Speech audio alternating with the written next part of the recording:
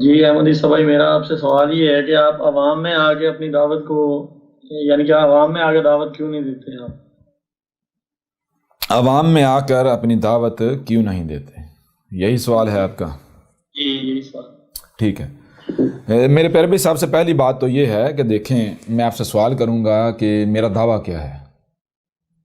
میں کوئی ایک ملاٹا ہوں جیسے باقی ملاٹے ہوتے ہیں جی؟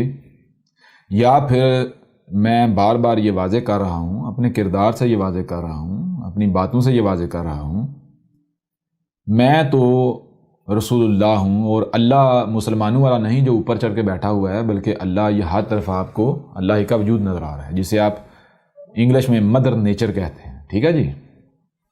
جی اور رسول کہتے ہیں اردو میں ڈاکیے کو، جی، انگلش میں پوسٹ مین یا میسنجر کو، یعنی وہ جو پیغام رسانی کرتا ہے، جو پیغام پہنچاتا ہے۔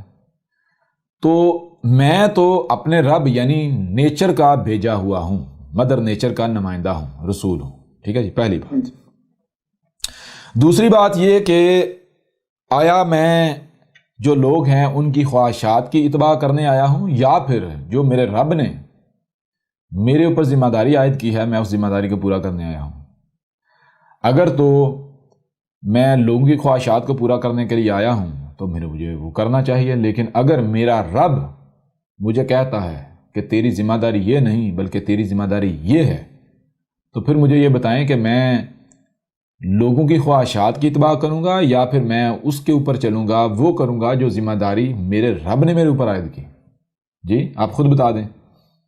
جی بالکل، جو ذمہ داری رب نے دی۔ جو ذمہ داری رب نے دی۔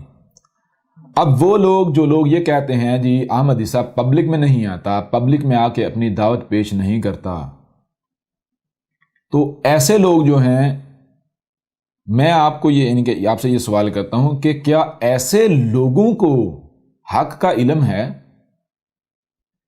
ایسے لوگوں کو حق کا علم ہے؟ کیا ایسے لوگوں کو علم ہے کہ رسول جب آتا ہے تو رسول کا مقصد کیا ہوتا ہے؟ رسول کیوں بھیجا جاتا ہے؟ جی ان کا تو یہ سوال واضح کر رہا ہے کہ وہ تو جہالت کے گڑھ میں موجود ہیں، وہ تو ضلال مبین میں ہیں، ان کو تو حق کی ایک رائے کا بھی نہیں علم۔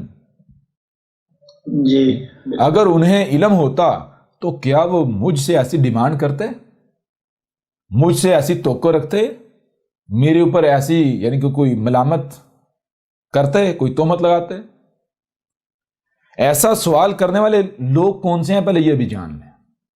ایسا سوال کرنے والے وہ لوگ ہیں جو حق کے طلبگار نہیں ہیں، جو حق کے طلبگار نہیں ہیں، بلکہ جو لوگ اللہ کے اور اس کے رسول کے دشمن ہیں، جو لوگ بیچارے حسد اور بغض میں جل رہے ہیں، حسد اور بغض کی آگ میں جل رہے ہیں، ان کو سمجھ نہیں آ رہا کہ ہم کریں کیا، ٹھیک ہے جی؟ ان کو سمجھ نہیں آ رہا کہ ہم کریں کیا، وہ اپنے حسد اور بغض کا اظہار کر رہے ہیں اس صورت میں۔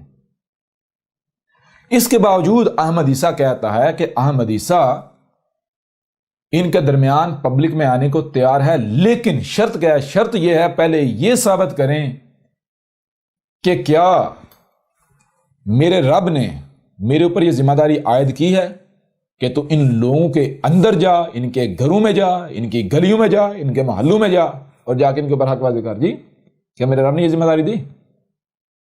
جی نہیں۔ اگر آپ قرآن کو اٹھا کر دیکھیں تو قرآن کیا کہتا ہے؟ قرآن تو کہہ رہا ہے وما علی الرسول الا البلاغ المبین۔ مثال کے طور پر ہم آیات کھول لیتے ہیں نا جی، جی ہم آیات قرآن سے ہی، یہ وہ لوگ ہیں جو کہتے ہیں ہم قرآن کے ماننے والے ہیں۔ اب پتہ چلتا ہے تم لوگ قرآن کے ماننے والے ہو یا سب سے بڑے منکر قرآن کے تم ہو۔ اگر تم قرآن کے ماننے والے ہوتے تو تمہیں پتا ہوتا قرآن میں کیا لکھا ہوا، تمہیں تو یہ نہیں پتا قرآن میں کیا لکھا ہے، اور جب تمہیں بتایا جا رہا ہے کہ قرآن میں یہ لکھا ہوا ہے تو تم تو الٹا اتنے دور بھاگے جا رہے ہو قرآن سے۔ جی یہ تم قرآن کے ماننے والے ہو، تم تو اپنے عمل سے ثابت کر رہے ہو کہ تم منکر قرآن ہو۔ بہرحال ابھی سب جو ہے کھل کر واضح ہو جاتا ہے۔ یہ دیکھیں، یہ سورہ المائدہ ہے، اور اس کی آیت نمبر 92 ہے 92. اس میں جو ہے وہ کیا کہا جا رہا ہے؟ اللہ کہہ رہا ہے، رب کہہ رہا ہے فَإِن تَوَلَّيْتُمْ فَاعْلَمُوا أَنَّمَا عَلَىٰ رَسُولِنَا الْبَلَاغُ الْمُبِينُ. جی اللہ کہہ رہا ہے پس اگر تم جو ہے وہ پھر رہے ہو تو پھر کیا ہے؟ فَاعْلَمُوا، پس جان لو، جان رہے ہو، کیا جان رہے ہو؟ انما، اس میں کوئی شک نہیں، علی رسولنا، جو ہمارے رسول پر ہے. کیا ہے ہمارے رسول پر؟ البلاغ المبین. ہمارے رسول پر صرف اور صرف یہ ہے کہ وہ اس پیغام کو کھول کھول کر پہنچا دے، بس. ٹھیک ہے جی. اسی طرح سورہ المائدہ کی آیت نمبر 99 ہے، ما علی الرسول الا البلاغ المبین. ما علی الرسول الا البلاغ المبین. نہیں ہے ہمارے رسول پر، ہمارے رسول کے اوپر کوئی ذمہ داری ہے، کوئی ذمہ داری نہیں ہے ہمارے رسول پر، کوئی کسی قسم کی ذمہ داری نہیں ہے. اگر ہے تو کیا ہے؟ وہ صرف اور صرف یہ ہے کہ وہ اس پیغام کو کھول کھول کر پہنچا دے، بس. ٹھیک ہے جی. اچھا آگے بڑھیں. سورہ رد کی آیت نمبر 40 میں اللہ کا کہنا ہے، رب العالمین کا کہنا ہے فَإِنَّمَا عَلَيْكَ الْبَلَاغُ وَعَلَيْنَا الْحِسَابُ. رب کہہ رہا ہے اس میں کچھ شک نہیں، تیرے اوپر کیا ہے؟ تیرے اوپر یہ ہے کہ تو پہنچا دے، بس. تو کیا کر؟ پہنچا دے. رب جو ہے، میرا رب اپنے رسول کو یعنی مجھے کہہ رہا ہے کہ تیرے اوپر صرف اور صرف یہ ہے کہ تو پیغام پہنچا دے. اب کوئی سنتا ہے نہیں سنتا، کوئی مانتا ہے نہیں مانتا. اگر کوئی نہیں سنتا تو اس نے کیوں نہیں سنا؟ کیا وجہ ہے؟ کوئی نہیں مانتا تو کیوں نہیں مانا؟ کیا وجہ ہے؟ کوئی آگے سے اعتراض کرتا ہے، کیوں اعتراض کیا؟ کوئی آگے سے گالیاں دیتا ہے، کیوں گالیاں دی؟ آگے سے دشمنی کرتا ہے، کیوں دشمنی کی؟ تو وہ کیا ہے؟ وَعَلَيْنَا الْحِسَابُ.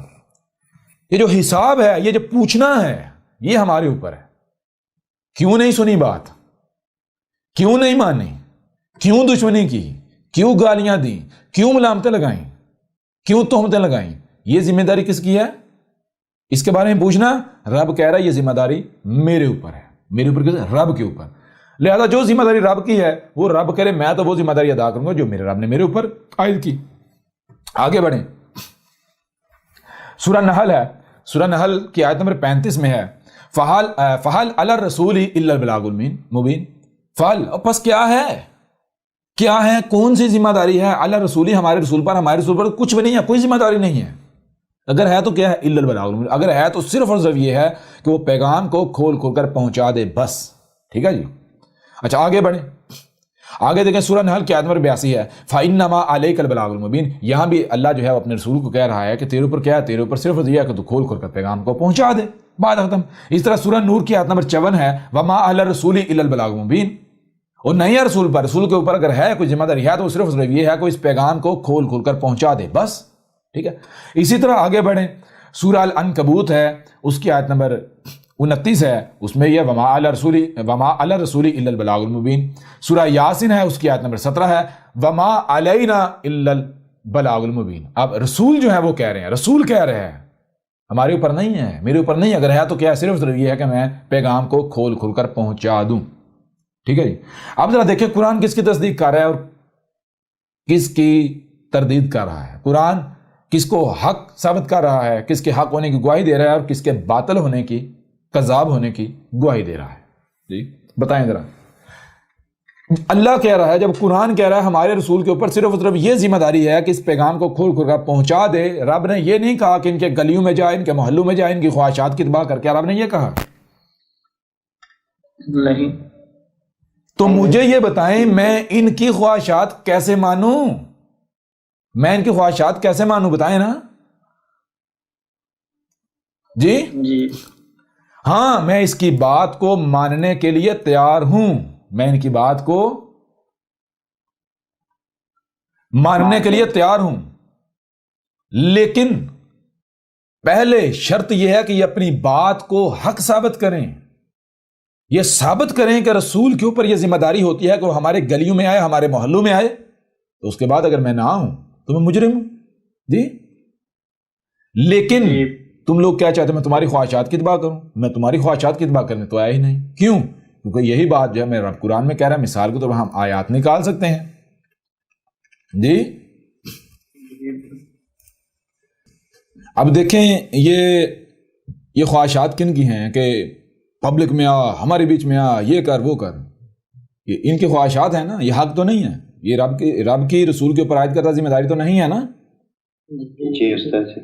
تو رسولوں کا معاملہ کیا ہے؟ آپ دیکھیں اسی قرآن میں دیکھیں سورہ البقرہ کی آیت نمبر 87 ہے، 87، اس میں کیا ہے؟ افکلما جاءکم رسول بما لا تہوی انفسکم استکبرتم فریقا کذبتم وفریقا تقتلون. یعنی اس آیت میں کیا کہا؟ اس آیت میں تو یہ بتایا جا رہا ہے بھائی جب بھی رسول آیا ہے، جتنے بھی رسول آئے ہیں، کوئی ایک بھی رسول ایسا نہیں ہے کہ جو تمہاری خواہشات کے ساتھ آیا ہو، جو تمہاری خواہشات کے ساتھ آیا ہو.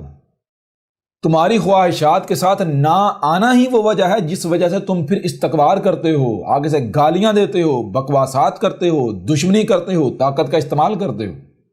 جی جو بھی تمہارے پاس اسباب و وسائل ہوتے ہیں، اختیارات ہوتے ہیں، ان کا ناجائز استعمال کرتے ہو رسول کے خلاف، جی اس کی دعوت کو ماننے والوں کے خلاف. تو جب مجھ سے قبل کوئی ایک بھی رسول تمہاری خواہشات کے ساتھ نہیں آیا تو تم کیا امید رکھتے ہو کہ میں تمہاری خواہشات کے ساتھ آؤں گا؟ رسول تو آتا ہے جیسے قدر میں کیا گیا، تو قدر میں کیا کیا گیا؟ رسول کو قدر میں کیا گیا، لوگوں کی خواہشات کے ساتھ نہیں آتا. کیوں؟ کیونکہ رسول تو اس وقت آتا ہے جب ضلال مبین ہوتی ہیں، جب 100% کھلم کھلا گمراہیاں ہوتی ہیں، حق کی نور کی کرن بھی نہیں ہوتی. ظاہری بات ہے اس وقت جب رسول آئے گا جو بھی بات کرے لوگ کہیں گے بھائی یہ تو نیا دین لے آیا، نئی بات کر رہا ہے، اس سے پہلے ہم نے کبھی سنی نہیں تھی. یہ تو رسول کی پہچان ہے جی. یوں رسول تمہاری خواہشات کے ساتھ تھوڑے ہی آتا ہے، تو میں تمہاری خواہشات کے ساتھ تھوڑے ہی آیا ہوں. پہلی بات میں تو آیا ہی تب جب ضلال مبین، نہ نور کی ایک کرن میں نہیں، کسی کو علم کی رائے بھی نہیں، کسی کے پاس کسی کو حق کی ہدایت کی اگر رائے بھی نہیں ہے، کسی کو پتہ نہیں حق ہوتا کیا ہے. ایسی صورت میں تم جو بھی کہو، تم جو بھی سوچو، تم جو بھی منہ سے نکالو، کیا وہ حق ہو سکتا ہے؟ وہ گمراہیاں ہیں، ضلال مبین ہے. پہلے اپنی بات کو حق تو ثابت کرو. تم کیا سمجھتے ہو کہ میں تمہاری طرح مشرک ہوں جو میں تمہاری خواہشات کی اتباع کروں گا، تمہاری ملامتوں کی پرواہ کروں گا، تمہاری تہمتوں کی پرواہ کروں گا؟ اگر تمہیں لگتا ہے کہ تم لوگ حق پر ہو تو پہلے اپنی بات کو حق ثابت کرو، پھر دیکھنا احمد عیسیٰ مانتا یا نہیں مانتا. پہلے اپنی بات کو حق تو ثابت کرو.